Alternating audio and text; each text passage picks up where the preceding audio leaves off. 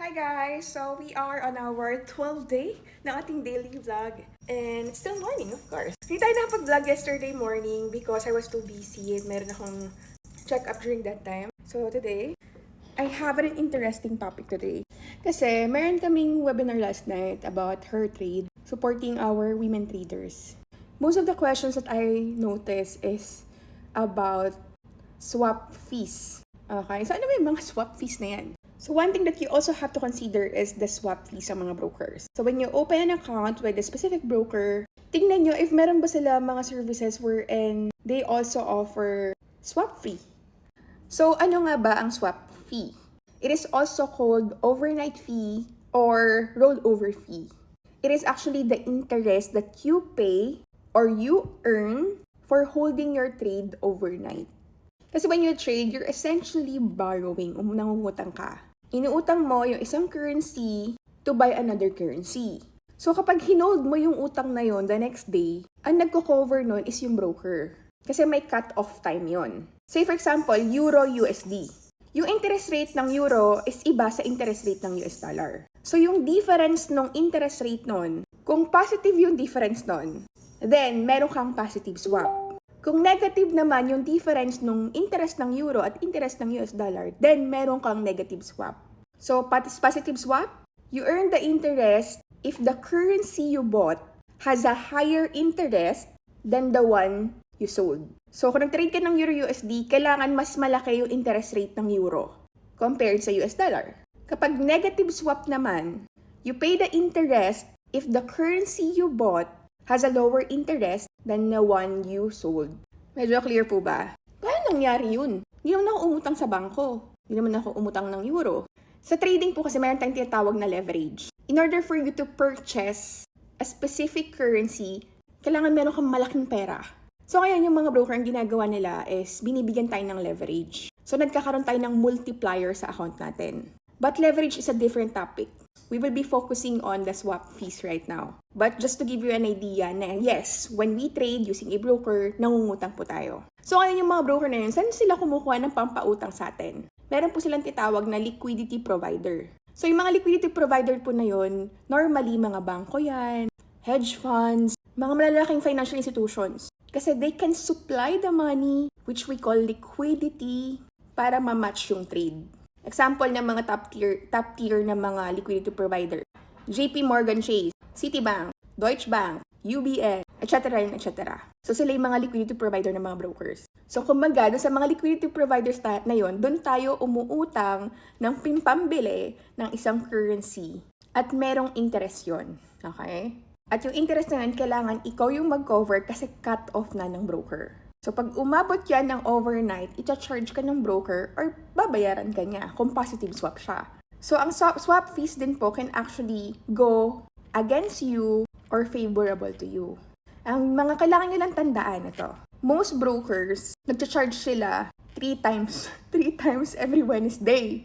So, kung alam mo naman na positive swap ka, iwan mo yan ng Wednesday para at least meron kang positive income from swap. Pero kung negative naman yung float mo, wag ka na, i-close mo na yan pag Wednesday kasi nga, times 3 siya tuwing Wednesday. Kasi charge ka nila ng 3 days worth of swap para ma-account yung weekend settlement. Ganun siya. Saka guys, iba din ang swap, depende kung buy or sell ka.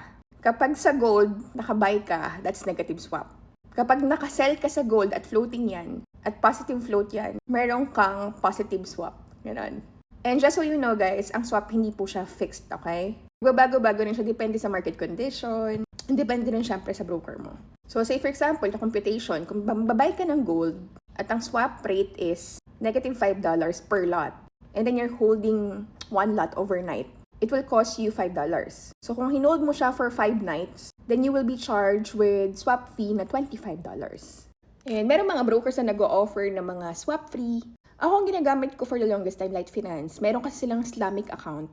Ang Islamic account is swap-free account yan. It is actually designed for traders who are following the Sharia law, which prohibits riba. Riba is interest.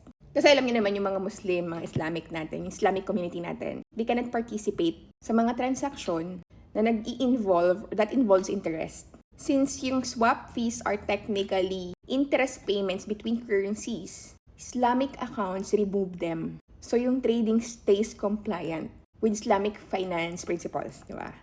So, yun po yung mga kailangan nyo i-consider when choosing a broker. So, I'll be putting on the comment section yung mga nire-recommend ako ng mga brokers. But it's up to you. You can ask your broker if they have that. If wala, then you can probably explore. So, ayun guys. So, kahapon, nagpa-community challenge ako dun sa community ko. And then sabi ko, sige, pag naka-50 tayo na, na reviews sa Facebook ko, then sige, extend natin yung free signal hanggang August 30. Aba, wala pa isang oras. 50 plus na yung natin, yung reviews natin. Nakakatawa. But my only purpose for this is not really to boost my moral, but more of like to legitimize my Facebook account. Kasi syempre, ang dahil mga posters and scammers, diba? So, ayan.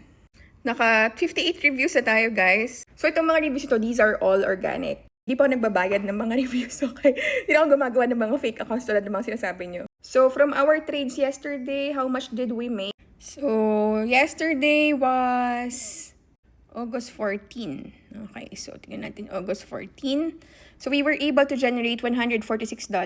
So, 146 is 8,322 pesos. This is live account, okay? And hindi po to cent. This is standard. And we have here TradeZella, which reflects yung trades natin. And here, makikita nyo dito na we have a total of $2,451, which is ROI na tayo because ang deposit natin is $2,000.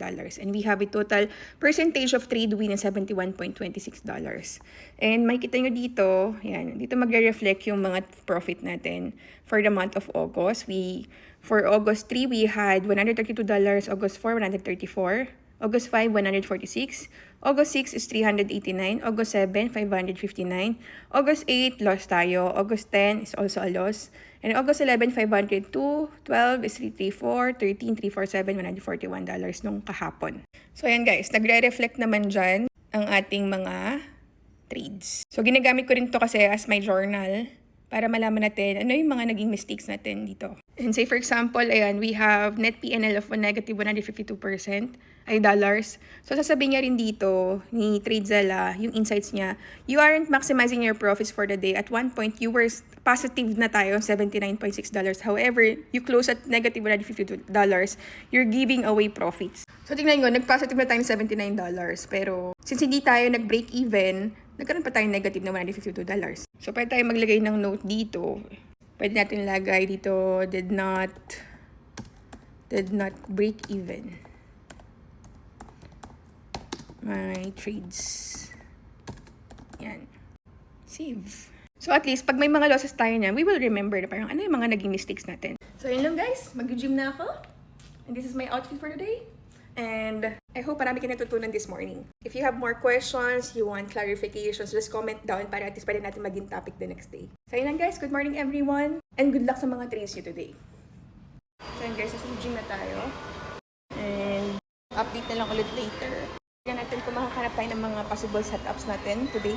And don't forget to join our Telegram. Make sure na legit yung Telegram, okay? Kasi daming mga fake na Telegrams. Sinasabi nila sa akin yun, pero hindi po sa akin yun. So, nasa comment section po yung Telegram natin. So, pasok na lang po kayo doon. So, we'll have an access to the free signal. So, yun lang guys.